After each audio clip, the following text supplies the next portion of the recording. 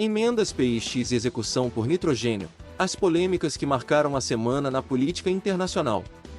A semana que se encerra nesta sexta-feira, 26, foi marcada por dois fatos polêmicos na política internacional: o recorde de emendas parlamentares que vão direto para o caixa de prefeituras e estados no Brasil, e a primeira execução de um prisioneiro por asfixia com nitrogênio nos Estados Unidos. Ambos os casos geraram críticas e questionamentos sobre a transparência, a fiscalização e a ética dos governos envolvidos. No Brasil, em ano de eleições, os parlamentares destinaram 8,2 bilhões de reais para as chamadas emendas PIX, que são transferências especiais de recursos federais para estados e municípios, sem a necessidade de apresentação de projeto, convênio ou justificativa. Esse valor corresponde a 1/3 dos 25,1 bilhões de reais que os deputados e senadores têm direito dentro das emendas individuais, que são impositivas, ou seja, obrigatórias. As emendas PIX receberam esse apelido porque o dinheiro sai da conta da União e cai diretamente na conta das prefeituras e governos estaduais, como se fosse um PIX. Por esse mesmo motivo, elas também são conhecidas como emendas cheque em branco, em referência à dificuldade de rastrear a finalidade do dinheiro. Especialistas criticam a falta de transparência desta modalidade, porque, uma vez repassado o dinheiro, os estados, os municípios e o Distrito Federal podem gastar como bem entenderem. As emendas PIX foram criadas em 2019, por meio de uma proposta de emenda à Constituição, PEC, de autoria da deputada e presidente do Partido dos Trabalhadores, Gleisi Hoffmann, PTPR, e relatada pelo deputado Aécio Neves, PSDB-MG. Na ocasião, os parlamentares defenderam a medida como forma de desburocratizar o uso das emendas parlamentares e dar maior agilidade à liberação das verbas. O valor destinado às emendas PIX vem crescendo ano a ano. Em 2020, foram aplicados 621,2 milhões de reais.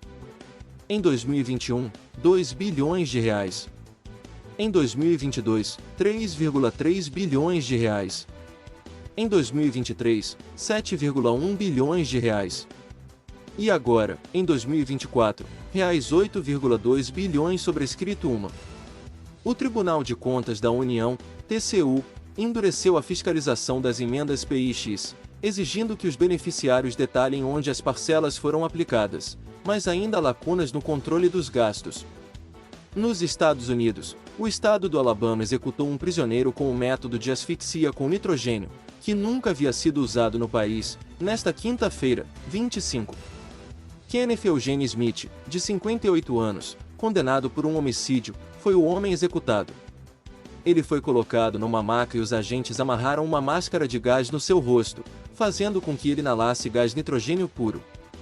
Isso resultou em uma morte por falta de oxigênio.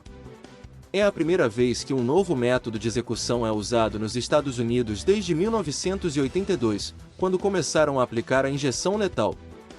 O Alabama foi um dos 3 estados que aprovaram o uso do nitrogênio como alternativa à injeção letal, diante da escassez de drogas e das complicações que ocorreram em algumas execuções. Os defensores do nitrogênio alegam que ele é mais humano e indolor do que outros métodos, mas não há evidências científicas que comprovem essa afirmação. Os advogados de Smith tentaram impedir a execução, alegando que o método era cruel e inconstitucional, mas não conseguiram reverter a decisão da justiça. As testemunhas que acompanharam a execução afirmaram que o prisioneiro pareceu consciente por vários minutos, começando a tremer na sequência. Os jornalistas disseram ainda que Smith se contorceu na maca por cerca de 2 minutos, até que começou a respirar fundo, e depois desacelerou. Antes da morte, Smith afirmou que o Alabama faz com que a humanidade dê um passo para trás.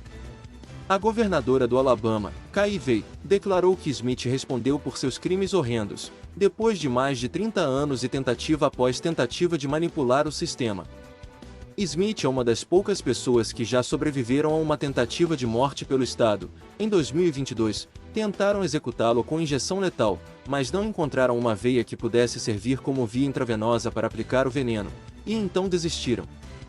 Esses dois fatos mostram como a política internacional pode envolver questões controversas e delicadas, que afetam a vida de milhões de pessoas. Por isso, é importante estar informado e atento aos acontecimentos que ocorrem no Brasil e no mundo, e buscar fontes confiáveis e plurais de informação. Espionagem e aborto, as polêmicas que abalam os Estados Unidos e o Brasil. Os Estados Unidos e o Brasil são duas das maiores democracias do mundo, mas também enfrentam sérios desafios políticos, sociais e éticos. Nos últimos meses, dois temas têm gerado muita controvérsia e indignação nos dois países: a espionagem ilegal de cidadãos por parte de agências de inteligência e a proibição do aborto em casos de estupro. No Brasil, uma reportagem do site ICL Notícias revelou que militares do gabinete do ex-presidente Jair Bolsonaro buscaram dados pessoais do chefe da Receita Federal, José Barroso Tostes Neto, em meio à investigação das rachadinhas envolvendo o filho do ex-mandatário, o senador Flávio Bolsonaro, sobrescrito uma. Segundo a matéria, a Agência Brasileira de Inteligência, ABIN, teria usado um software israelense chamado Fastmail para monitorar clandestinamente cerca de 30 mil pessoas, incluindo juízes, políticos, jornalistas e sindicalistas, sobrescrito 2. A espionagem teria sido autorizada pelo ex-diretor-geral da ABIN, o deputado federal Alexandre Ramagem, amigo próximo da família Bolsonaro, sobrescrito 2. A Polícia Federal investiga o caso e realizou buscas na residência e no gabinete de Ramagem nesta quinta-feira, 25. Nos Estados Unidos, um estudo publicado na revista acadêmica JAMA Internal Medicine estimou que o país registrou 64.565 gestações por estupro depois que a proteção federal ao aborto foi derrubada pela Suprema Corte em junho de 2022, sobrescrito 3. A decisão judicial permitiu que 14 estados norte-americanos proibissem o aborto, sendo que 9 deles não fazem exceções nem mesmo em casos de estupro ou incesto, sobrescrito 3.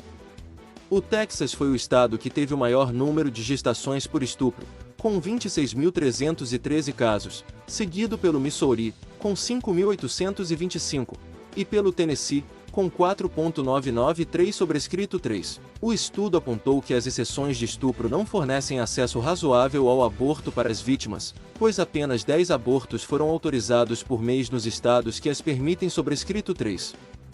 Muitas mulheres e meninas que engravidaram após serem violentadas não têm alternativas práticas para interromper a gravidez, a não ser que viajem para outros estados onde o aborto é legal. Esses dois temas mostram como os direitos humanos e a democracia estão sob ameaça nos Estados Unidos e no Brasil. A espionagem ilegal viola a privacidade, a liberdade de expressão e a segurança dos cidadãos, além de representar um abuso de poder por parte do governo. A proibição do aborto em casos de estupro viola a autonomia, a dignidade e a saúde das mulheres, além de representar uma violência institucionalizada contra elas. Ambos os temas exigem uma resposta firme da sociedade civil e dos órgãos de justiça, para que os responsáveis sejam punidos e os direitos sejam garantidos.